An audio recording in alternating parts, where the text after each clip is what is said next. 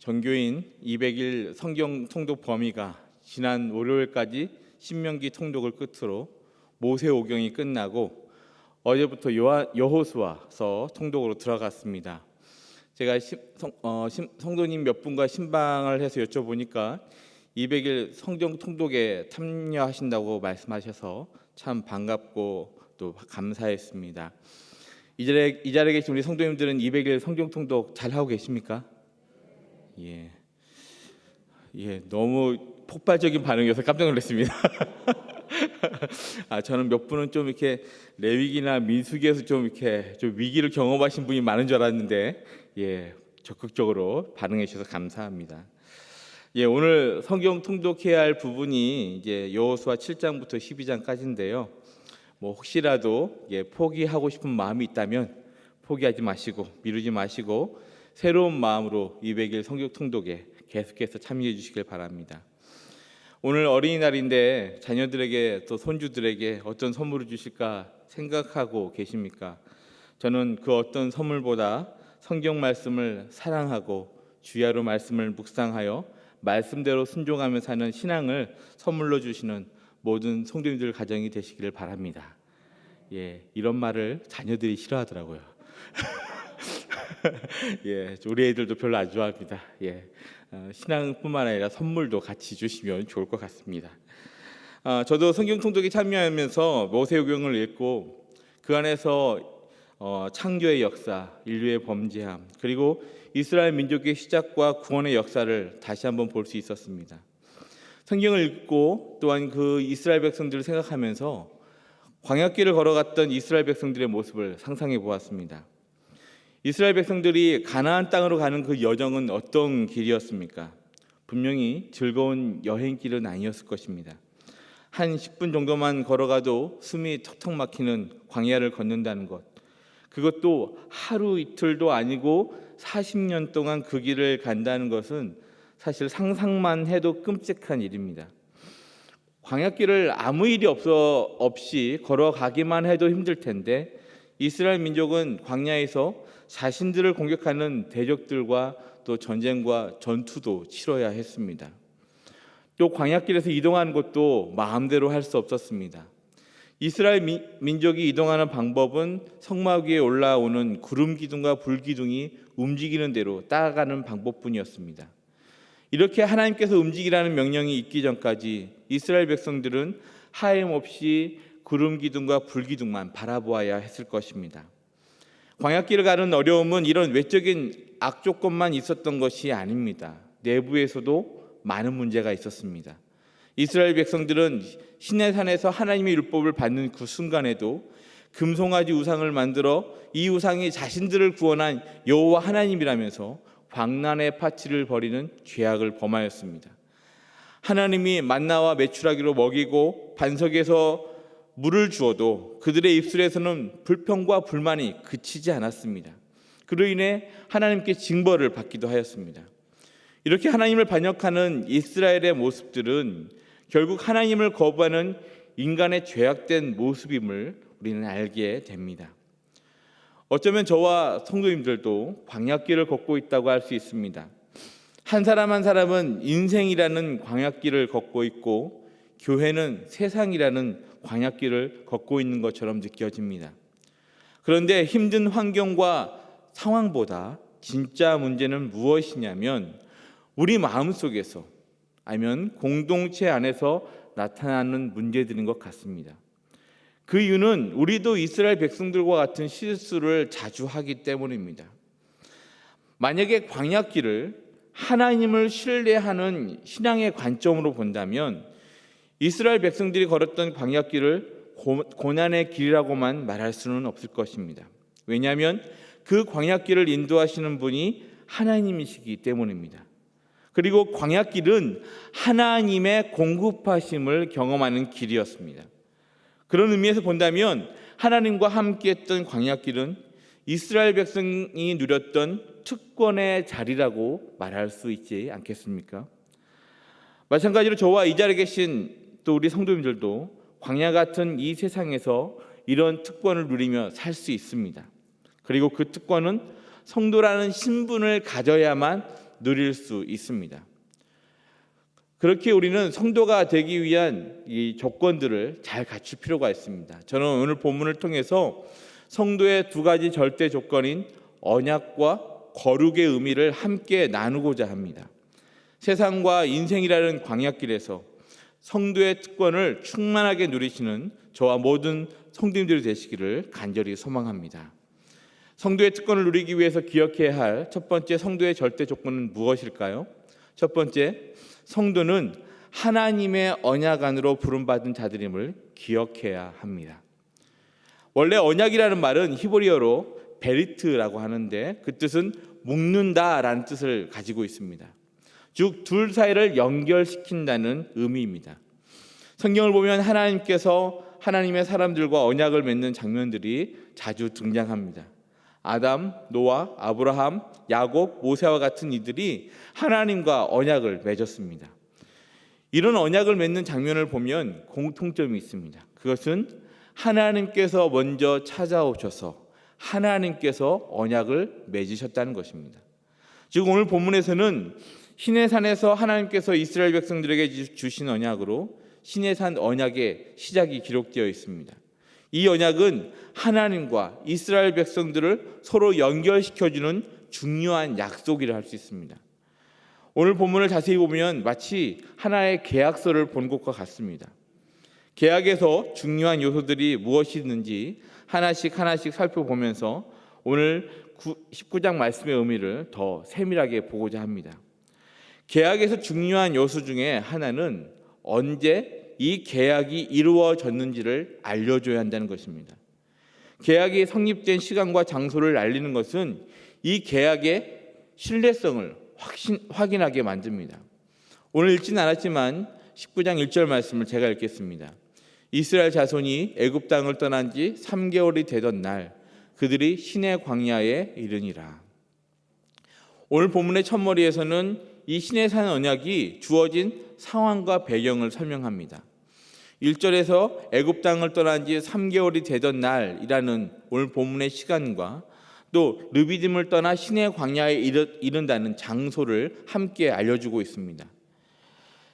출애굽기 19장 말씀을 시작하면서 이것을 밝히는 이유는 무엇보다 하나님께서 맺으신 이 언약이 역사적 사실임을 증명하기 위해서입니다. 그리고 이 언약이 시작되었음을 선언하는 것이라 할 수 있습니다. 다음으로 오늘 본문에서는 언약의 요소 중에서 언약 당사자가 누구인지를 알려줍니다. 우리가 보통 계약 당사자를 갑과 을이라고 표현하기도 합니다. 물론 성경의 언약에서 굳이 갑을 관계를 따진다면 당연히 하나님께서 절대갑, 슈퍼갑이 될 것입니다. 그러나 하나님과의 언약은 일반적으로 생각하듯이 갑의 이익을 위해서 을이 희생해야 하는 그런 불공정함과는 거리가 멉니다. 하나님께서 언약을 맺으신 것은 하나님 자신을 위해서가 아니라 이스라엘 백성들을 위해서였습니다.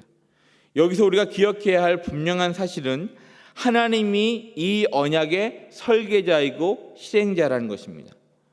오직 하나님께서 그 계획과 섭리 가운데 이스라엘 백성들을 택하셨고 하나님께서 그들에게 나타나셨고 그들 가운데 역사하셨습니다. 그래서 하나님은 시내산 언약을 시작하면서 이스라엘 백성들을 위해 행하신 역사가 무엇인지 알려주십니다. 19장 4절 말씀을 제가 읽겠습니다. 내가 애굽 사람에게 어떻게 행하였음과 내가 어떻게 독수리 날개로 너희를 업어 내게로 인도하였음을 너희가 보았느니라. 하나님이 자신을 어떤 분이라고 말씀하십니까? 애굽에서 이스라엘을 구원하셨다고 말씀하십니다. 하나님은 10가지 재앙을 애굽 땅에 내려서 이스라엘 백성들을 구원하셨습니다. 그래서 애굽을 탈출하게 하였고 또한 자유를 얻게 하셨습니다. 그리고 하나님은 또 어떤 분이라고 말씀하십니까? 독수리 날개로 업어 인도하신 분이라고 말씀하십니다. 그 인도하심을 독수리가 새끼 독수리를 훈련시키는 장면으로 비유하신 것입니다.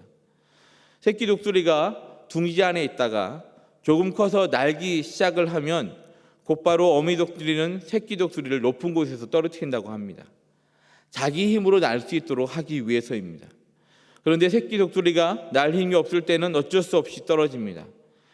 이 새끼 독수리가 떨어질 때 어미 독수리는 넓게 펼쳐진 넉넉한 날개로 얼마든지 새끼 독수리를 안아준다는 것입니다.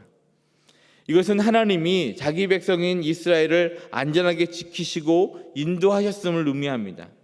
이스라엘의 생명과 안전은 전적으로 하나님께 있음을 하나님께서 밝히신 것입니다.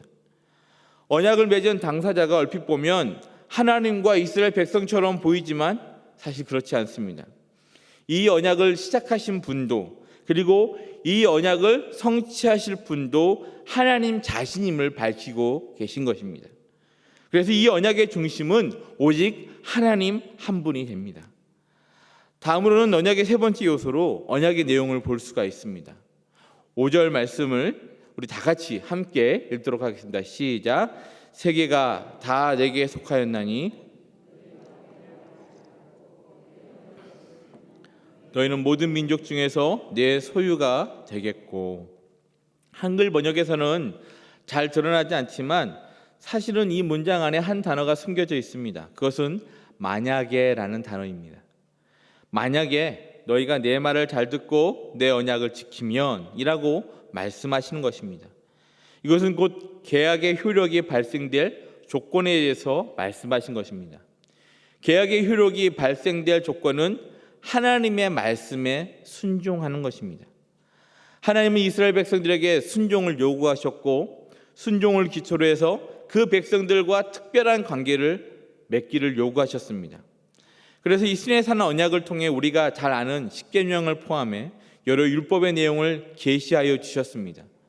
그리고 순종을 위해 결단하고 헌신할 때 하나님께서는 이 언약의 효력이 발생됨을 알려줍니다. 지금까지 오늘 본문을 통해서 계약의 시기와 장소 그리고 계약자와의 관계 조건에 대해서 보았다면 이 다음에는 어떤 내용이 나와야 할 것 같습니까? 이 계약의 효력이 발휘될 때 어떤 결과가 나타나는지 밝혀야 할 것입니다. 그것이 오늘 본문 가운데 5절 후반절부터 6절 말씀에 있습니다. 제가 읽겠습니다. 너희는 모든 민족 중에서 내 소유가 되겠고 너희가 내게 대하여 제사장 나라가 되며 거룩한 백성이 되리라. 너는 이 말을 이스라엘 자손에게 전할지니라.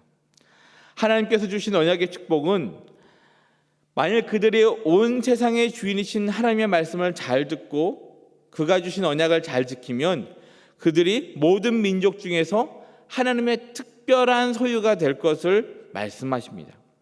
그리고 하나님께 대하여 제사장 나라가 되고 거룩한 백성이 될 것을 말씀하셨습니다.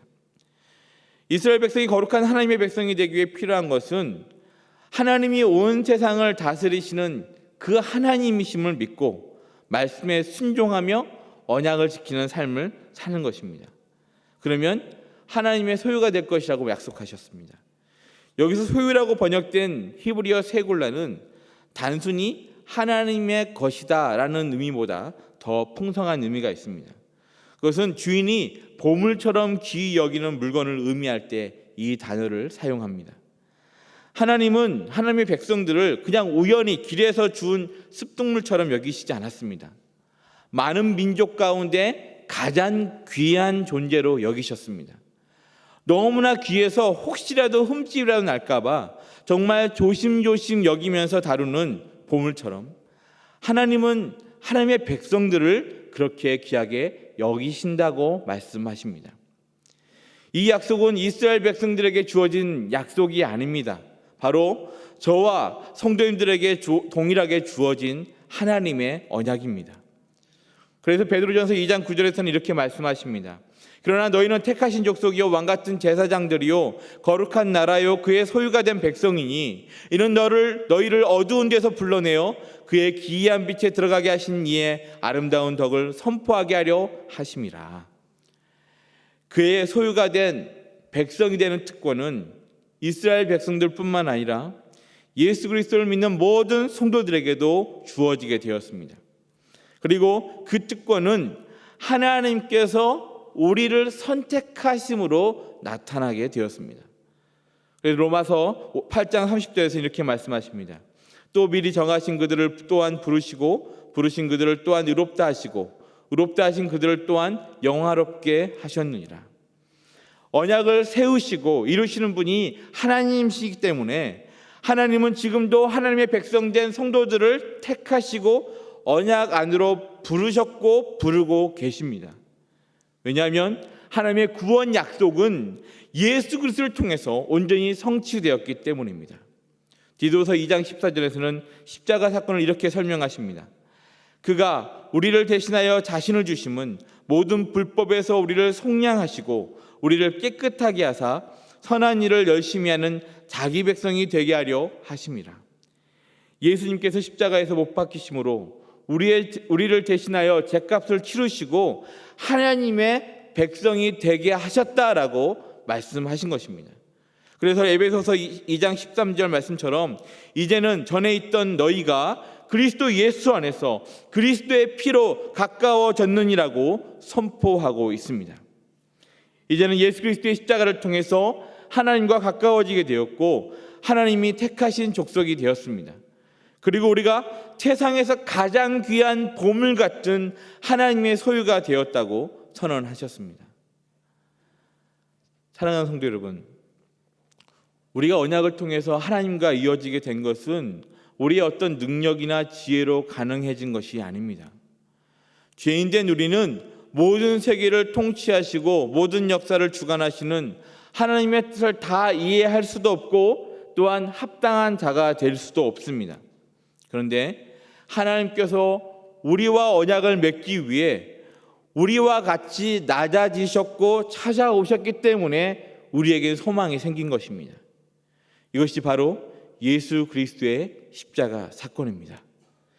예수 그리스도께서 이 땅에 오시고 우리의 죄를 사하시기 위해 피를 흘리신 그 십자가의 능력이 바로 우리가 하나님의 은혜를 경험하게 된 것입니다.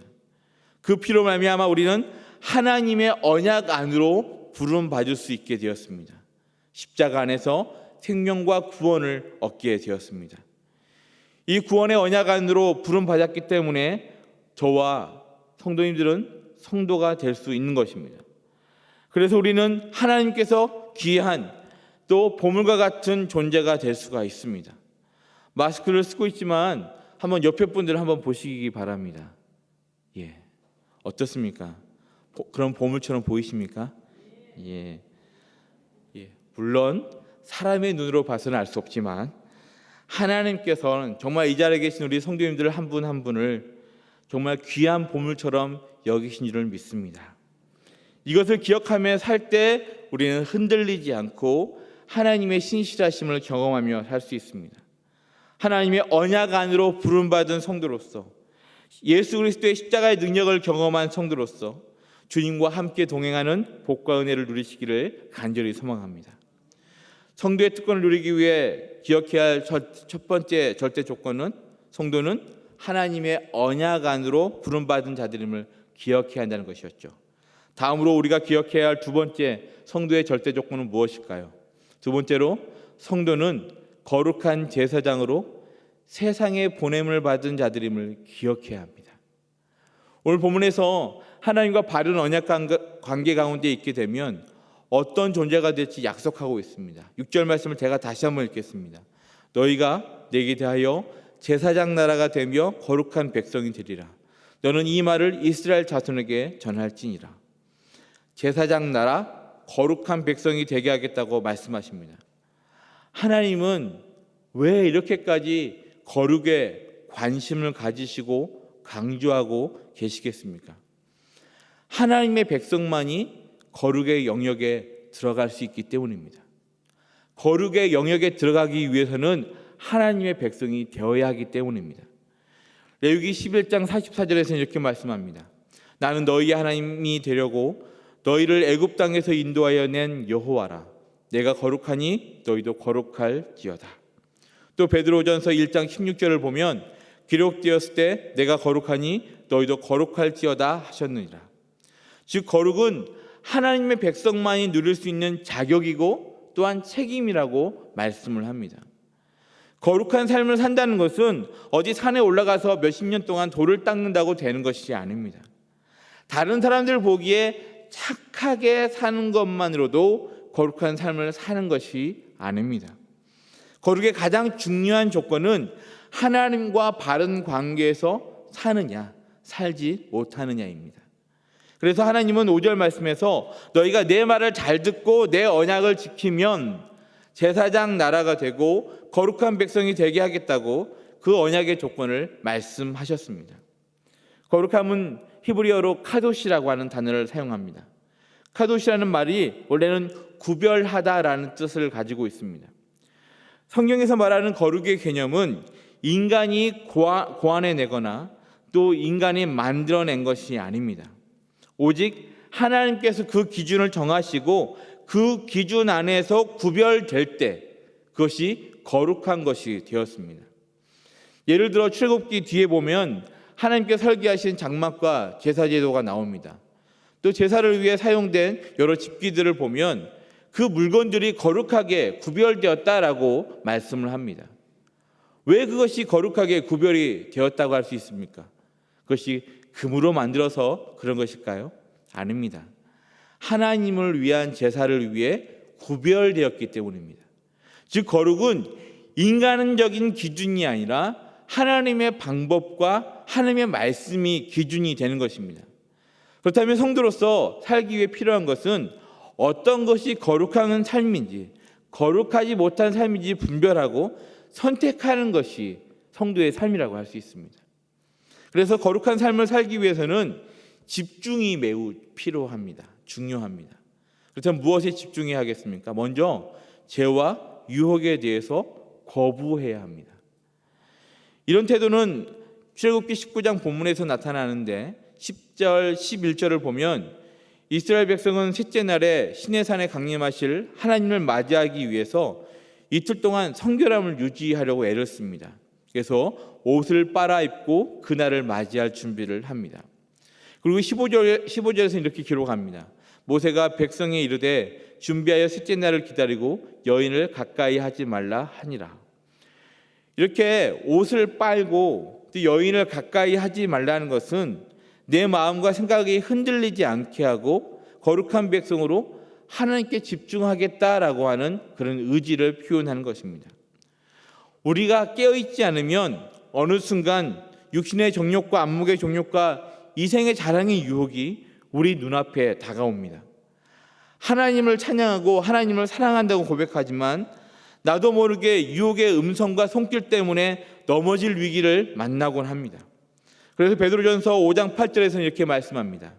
근신하라 깨어라 너희 대적 마귀가 우는 사자같이 두루다니며 삼킬 자를 찾나니. 하나님 앞에서 거룩하게 살기 위해서 집중하지 않고 근신하여 깨어있지 않으면 우리는 언제든지 넘어질 수 있습니다. 혹시라도 너무 바쁘다 혹은 시간이 없다는 생각으로 혼미한 생각이 생기고 분주하고 산만한 생각이 머릿속에서 떠나지 않는다면 우리는 거룩함을 위해서 집중하고자 하는 태도가 필요합니다. 청교도 시대가 남긴 에피소드 중에 이런 이야기가 있습니다. 청교도 시대에는 한 사람이 예수를 믿게 되면 입교 문답을 하는 관례가 있었다고 합니다. 한 자매가 교회에 나이든 장로님으로부터 이런 질문을 받았다고 합니다. 자매님은 예수님을 믿기 전에 자신이 죄인이었다는 것을 인정하십니까? 이 자매는 예라고 대답을 했습니다. 그러자 그 장로님은 다시 묻습니다. 그러면 지금 예수를 믿은 후에는 자신을 어떻게 느끼십니까? 자매는 이렇게 대답을 했습니다. 지금은 전보다 더 큰 죄인이라고 느끼고 있습니다. 장로님은 다시 이렇게 물었다고 합니다. 그러면 예수 믿기 전과 예수 믿은 후에 달라진 것이 무엇이 있습니까? 그 다음에 자매가 했던 대답이 지금도 많은 이들이 알고 있는 유명한 말이 되었습니다. 전에는 제가 죄를 향해 달려가는 죄인이었지만 지금은 죄로부터 도망치고 있는 죄인입니다. 저와 성도님들은 이제는 죄를 향해 달려가는 죄인이 아닙니다. 죄로부터 도망치고 그것을 놓으라고 거부하며 그것을 멀리하는 바로 죄인입니다. 그것은 바로 죄와 유혹에 대해서 놓으라고 말할 수 있는 결단에서 드러나게 되는 것입니다. 그리고 거룩한 삶을 살기 위해서 집중해야 할 것은 하나님의 거룩하심을 무조건 인정해야 한다는 것입니다. 하나님께서는 이스라엘 백성들에게 하나님이 나타나실 산 주위에 경계선을 정하되 이스라엘 백성으로 하여금 그 경계선을 넘어 거룩한 장소를 침범하지 못하게 하라고 19장 후반절을 보면 말씀하고 있습니다. 12절, 13절에서 만일에 그들이 그 경계선을 침범하면 어떤 처벌을 받는다고 말씀합니까? 그런 사람은 돌로 쳐서 죽이거나 화살로 쏘아 죽이는 형벌을 면치 못할 것이다 라고 말씀합니다. 이 처벌에는 사람이건 짐승이건 예외가 없었습니다. 이런 하나님의 명령은 19장 23절에서도 나타나고 있습니다. 23절 말씀 보면 모세가 여호와께 아뢰되 주께서 우리에게 명령하여 이르시기를 산 주위에 경계를 세워 산을 거룩하게 하라 하셨사온즉 백성이 시내 산에 오르지 못하리이다. 하나님께서 경계선을 그었다고 말씀합니다. 그리고 이스라엘 백성들에게 이 거룩의 영역에 침범하지 말 것을 경고합니다. 이것은 곧 인간의 한계를 스스로 깨닫도록 하기 위한 하나님의 명령이었습니다. 왜냐하면 죄인된 신분으로 하나님께 나아가는 것은 곧 죽음을 의미하기 때문입니다. 인간이 아무리 뛰어나다 할지라도 하나님과 같이 될 수는 없습니다. 거룩하신 하나님 앞으로 인간의 의로만으로는 나아갈 수 없습니다. 그래서 오늘 본문에서는 출애굽기 19장에서는 그 경계를 넘지 말 것을 계속해서 반복합니다. 마찬가지로 저와 성도님들 모두도 구별된 사람들입니다. 그것을 표현하는 말이 거룩한 백성, 즉 성도입니다.